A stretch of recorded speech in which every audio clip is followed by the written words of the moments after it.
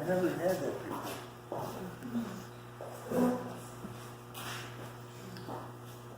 There we go. Maybe.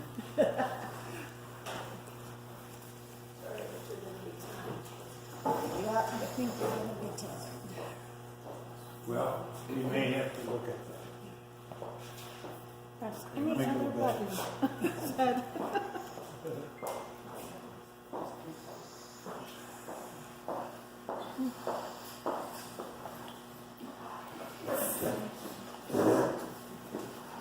Oh, come on, that's not supposed to happen.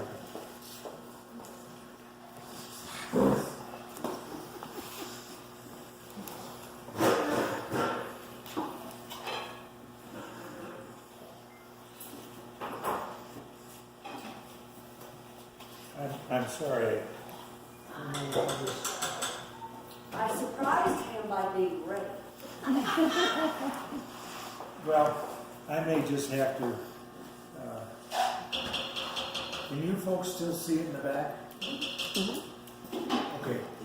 For some reason, it's giving me my screen, what I'm supposed to see on the screen, instead of, and on here I have, It's okay. yeah, I'm Harv Hisgen. I'm the president of the Pike National Historic Trail Association. Pike was at the same, he was out exploring at the same time as Lewis and Clark. And an interesting thing that we have with the Pike organization is that we are like this with the Lewis and Clark Foundation and the Lewis and Clark Trust. One of our advisors on our board was the past president, and I'll show you a quote from him. He feels that Zebulon Montgomery Pike did more for this country. Now, this is the president of the Lewis and Clark Foundation. Did more for this country than Lewis and Clark did. Now, that's quite a mistake. And Jim, actually, I was working with him today. He was correcting my newsletter that came out yesterday. But anyway, we have several pictures of Pike, or paintings of Pike, that you have never seen before. The normal one is on your place map.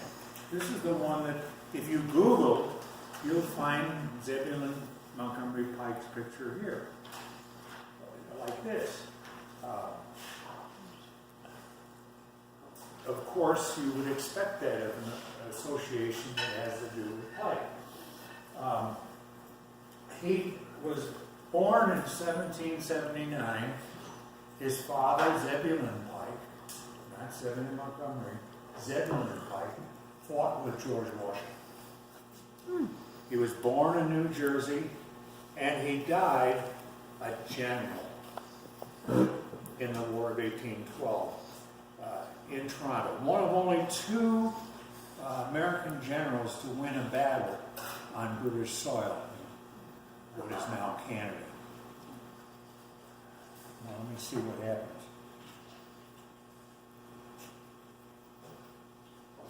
The Pike National Historic Trail Association is actually a child of the Santa Fe Trail Association.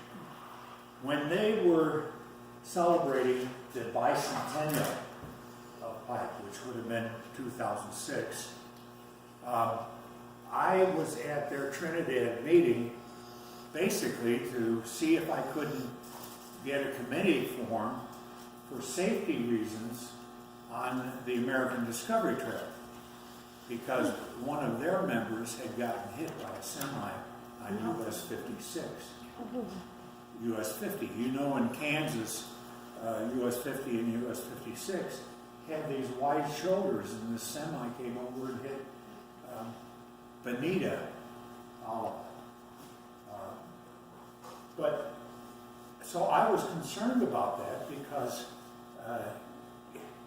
they use the American Discovery Trail's By the way, the American Discovery Trail goes all the way from Lewes, Delaware, all the way up to north of Lattimore Beach, north of the Golden Gate. It goes all the way across the country. Splits in Cincinnati and then comes back together here in Sheridan, Colorado. So instead of using these park services, auto route, the hikers and bikers are going to do what? Find a shorter way to go, and it happened to be the American Discovery Trail. And so I thought I had, and I did, a wonderful opportunity for safety and getting them to help.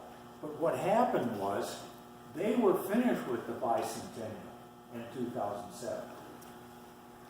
And they decided that they wanted to put up their big 2x4 signs. Have you seen the Santa Fe Trail signs on US 50 or on there? That's what they were going to go on and do. I said, well, who's going to do something about a National Historic Trail for Pike? And they looked at me and they said, they didn't say anything.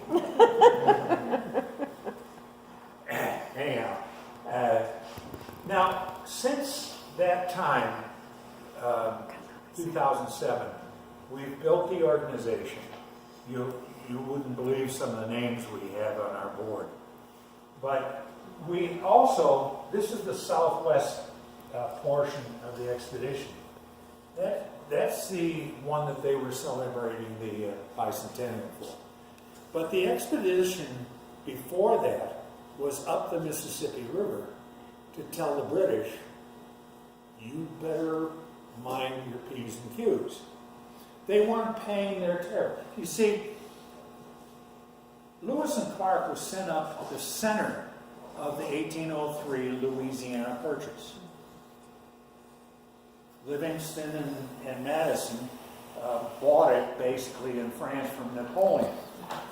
Do you remember that history, or were you asleep in class then? Like I was. You know, it's amazing when you get older, you get interested in history. But they didn't teach it right in high school. No, we did not. You have to be relational about it, you know? Okay, so Lewis and Clark are going up through the center. Did they ever find the Northwest Passage? Everybody said? No. Okay. But Pike was sent about the same time up on the Mississippi to locate the British, to make peace among the Indians, and to look for sites for American forts. This is 1805. It's 2 years after Louisiana Purchase. He got back, and 3 months later, he had to leave his wife and child again and go to the Southwest, out here. Now, there is other portions, because we have picked up the early portions of his life when he was a riverboat captain, Lieutenant Pike, bringing supplies to his dad at Fort Massac near Paducah, and also his death up in, I'll show you a better map, up in Toronto, then called York.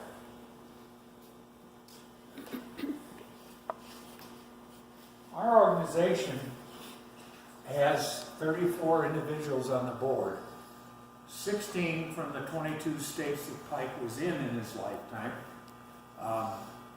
and they serve basically as helpers with their state government and chambers of commerce and historical societies, letting people know about this loyal American, Zebulon Pike. Now, people on our board here, yes, I do get mail from Zebulon Montgomery Pike. He puts it ZMP. He lives in Slida. He's 96 years old. I'll show you a picture of him because he was here, actually 4.3 miles up here on the Santa Maria Ranch during the bicentennial. Brian Pike, nephew of Zebulon, is our first vice president. He owns an asphalt company in Holden. Stacy Pike, his wife, is one of our secretaries.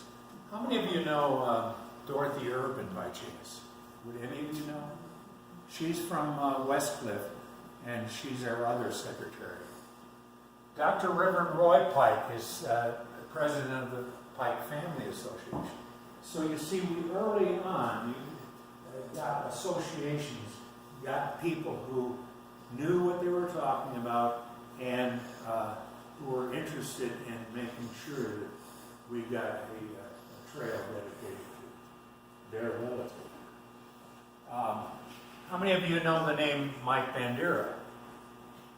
Well, he was formerly, up until last year, the superintendent of the Royal Gorge Bridge Park.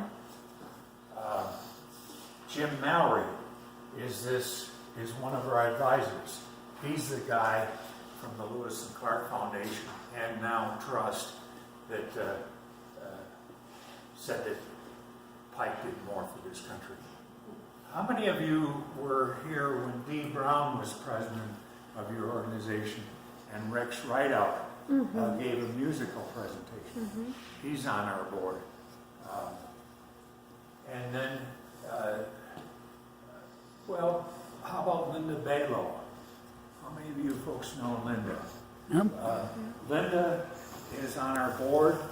She is the chairman of the Pike Trail in Colorado, one of our projects, and a great help. It's unbelievable how precious she really is.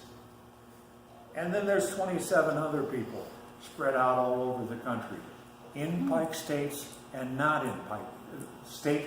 Pike states would be states that Pike was in. Yeah.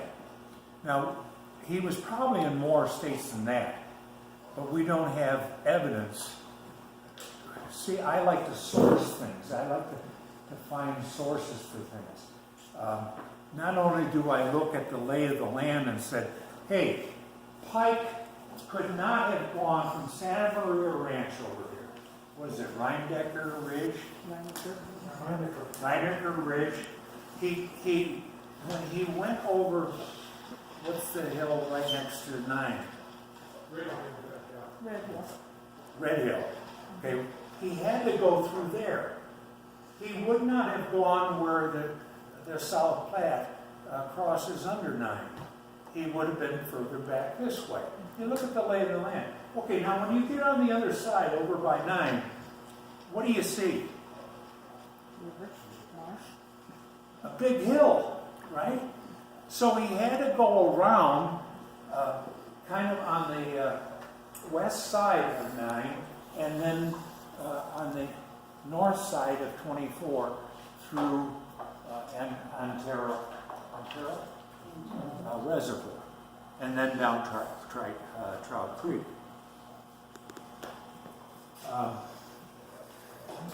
And Linda helps us with that kind of stuff. This is what Jim said. Pike discovered the headwaters, or near the headwaters, of 5 rivers. He says, Lewis and Clark only found one. That is the Missouri River, and the 3 rivers that feed the Missouri River, they named after Madison.